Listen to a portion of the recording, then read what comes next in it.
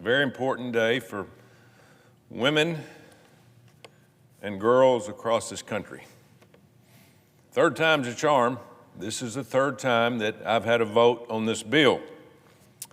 The other two times has failed because we have had almost zero Democrats help to support women and girls in sports. Over the past 4 years, women's sports at all levels has been under attack. Since the beginning of time, people have agreed that sex is assigned at birth and determined by God. But under Biden administration, you had people claiming that men can get pregnant. Pure, absolute insanity. But it didn't stop there. They weren't content just to erase gender norms that have been accepted for thousands of years. No, they wanted to allow transgender men to participate in women's and girls' sports. This has been happening at schools all across our country. We have women's teams in some states that are all boys. Let me say that again. We have women's teams in some states participating on the high school level that are all transgender boys. No opportunities for girls or women to participate on the team. Young women have been forced to compete against men and even share locker rooms and shower time. And on top of that, your taxpayer dollars are paying for it. Thankfully, President Trump just signed an executive order, said no more. No more federal money to any state that allows this to happen. But you have to understand, this only lasts as long as President Trump's in office. So we need this vote, which is going to happen in around an hour, to pass so we can make this into law. This executive order that he signed can be reversed. So we're going to continue to fight some states that are even not going by the executive order, like Maine, some in Michigan, some in New Jersey. Some saying we're not going to go by that law, even though the President of the United States says that men and women can't participate on the same team.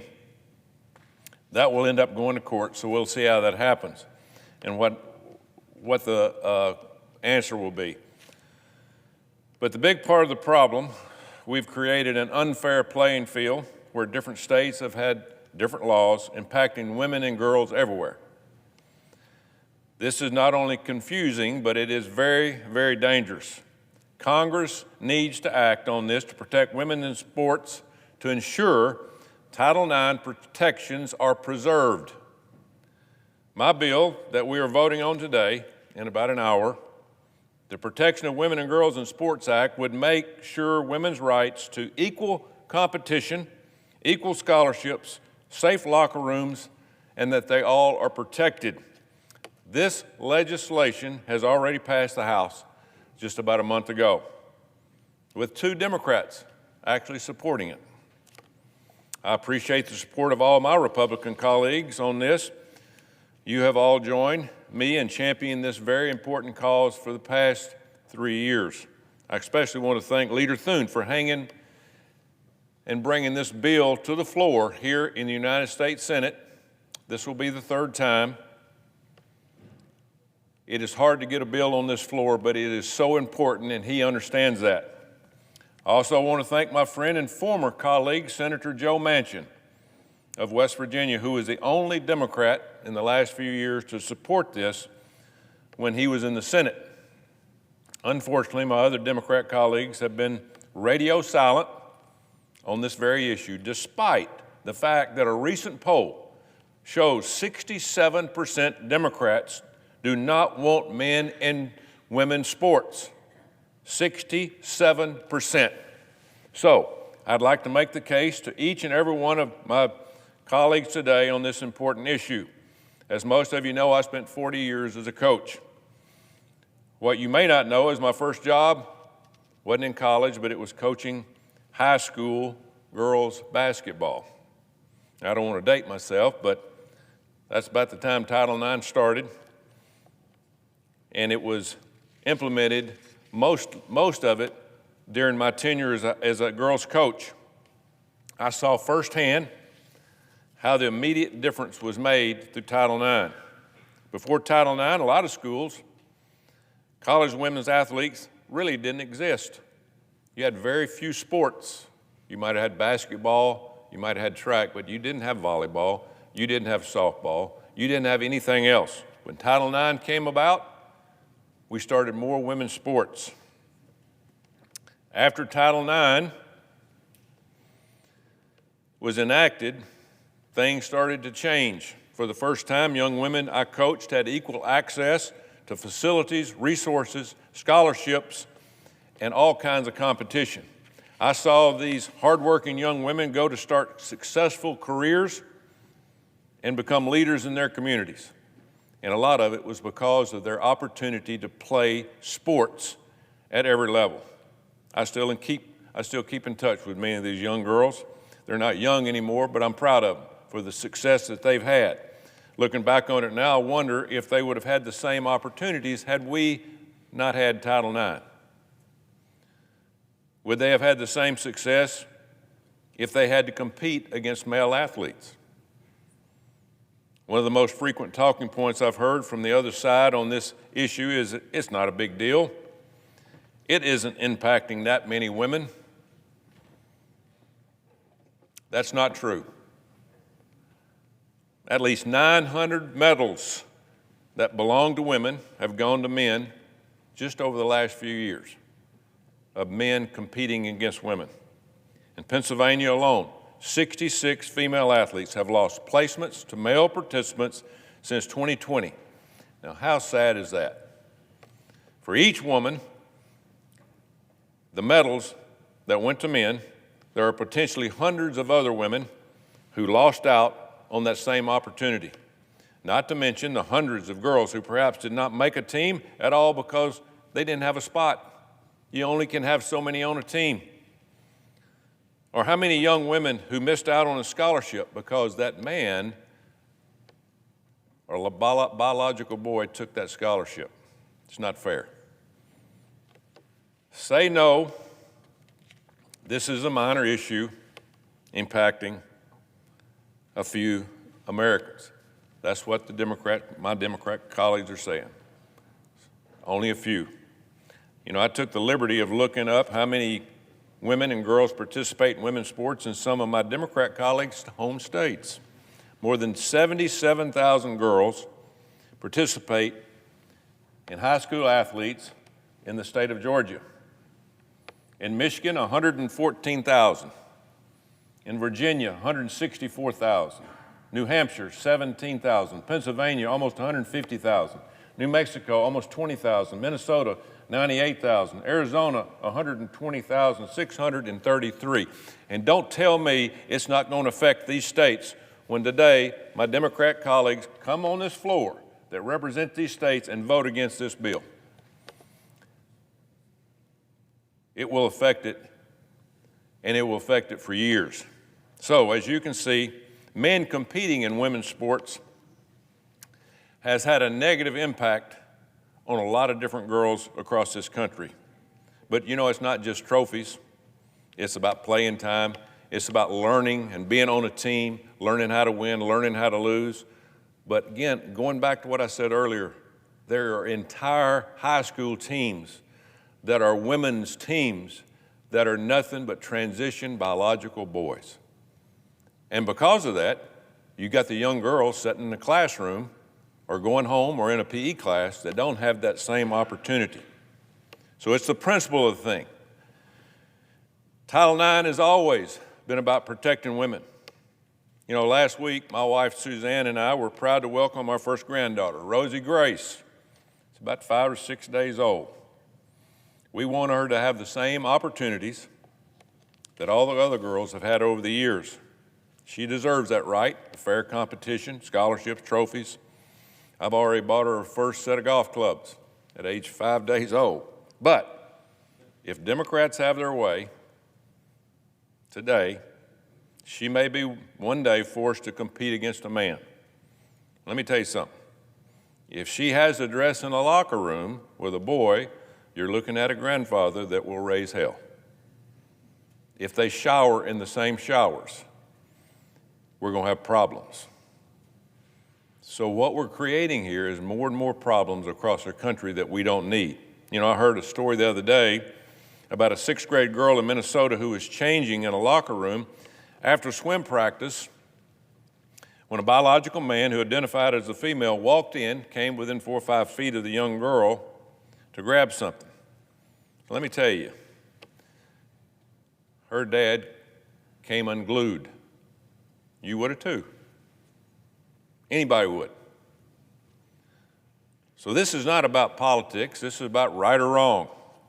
79% of Americans agree on this issue. Allowing men to compete against women is just plain wrong. 79% of the entire country. And like I said earlier, 67% of my Democratic colleagues, their constituents, say, no way, Jose, this is not going to happen. So to my colleagues on the other side of the aisle, you may want to check with your constituents before you make this vote today in about an hour. Because if polling is correct, even close to correct, 8 out of 10 of your voters do not want men participating against women.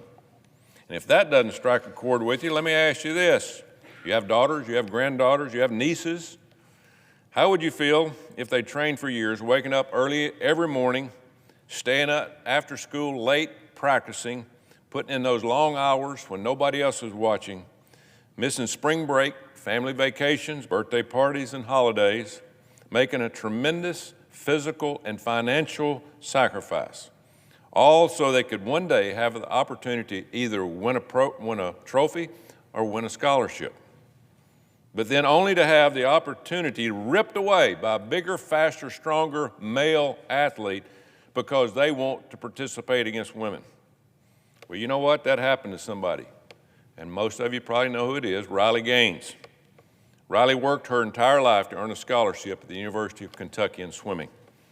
She was winning races left and right until a man named Will Thomas changed his name to Leah Thomas and signed up for the Kentucky's women's swim team. Riley and Will Thomas ended up tying in one race for 5th place in 2022 NCAA Women's Championship Tournament. Riley wasn't even allowed to have a trophy. The NCAA come and said, we only have one trophy, we're going to give it to Leah because we think that's important. Imagine if Riley was your daughter and all that time and effort was put in her career, her life, to win a trophy, but she had a biological boy decided he wanted to be a woman. Or beyond that trophy, how would you feel knowing your daughter is sharing a locker room with that same man, which she refused to do, and dressed in a janitor's locker room? You know, I've heard from countless girls across the country who have described to me how men have joined their teams and proceeded to undress in front of them, much to their horror. One particular young woman, Paula Scanlon, who swam at the University of Pennsylvania, shared how being forced to be in a locker room with a male was particularly traumatizing for her, as she had already survived a sexual assault months earlier. It's just plain awful what we were doing to these young women. Plain awful. There's no common sense. So thanks to President Trump's executive order, the NCAA recently announced men will no longer be allowed to compete against women on the college level. While this is a step in the right direction, NCAA's rules still allow, to this day, NCAA changed their rules, but they still allow men, biological boys or men, to enjoy all the other benefits of being on a women's team, practicing, dressing in the locker rooms, showering, but they just can't compete in a game. That makes no sense. The NCAA needs to stand up for young women across this country and say, no way. It just makes no sense when we've made that rule. To fully protect women, Congress needs to pass legislation on this, as I said earlier. We got to pass it. It's the only way it's going to stop, because the people out there that have lost their mind are going to continue to force this to happen. The Protection of Women and Girls in Sports Act would prevent a school from receiving federal funding if it lets boys compete against women. That's the only way we can stop it. It also denies gender as male, or defines gender as male and female. What an idea, right? I've seen some of my colleagues on the left voice concerns about this type of language being hate speech. This is hateful to do this. I don't see it that way. What is hateful is allowing women scholarships and opportunities to be stripped away from their hard work and given to biological boys. I thought we left discrimination against women behind in this country decades ago, but I guess not, because here we are, 2025, hanging women and girls out to dry. Think about it. Are we going to sacrifice the rights of 50% of this country for the rights of a small few? I was deeply disturbed this summer to see the videos of men boxing against women in the Olympics. You know, when I was growing up, I was taught that, hey, you should never hit a girl. But I guess that's okay nowadays. One study found that males can punch 162% harder than females. Perhaps that's why you rarely hear about a woman competing in men's sports. It's not politically correct to say, but it's true. Someday, somebody is going to get seriously injured if we don't do something about this. It's unsafe and it's unfair, and it's downright wrong. I've heard from countless parents, students, teachers, and coaches all over the country about this issue. It is a huge topic. And I bet that my Democrat colleagues in blue states have heard the same questions, even if they won't admit it. The American people are on the same page on this, and their verdict is in. They want men out of women's sports and women's locker rooms. Let's do the right thing.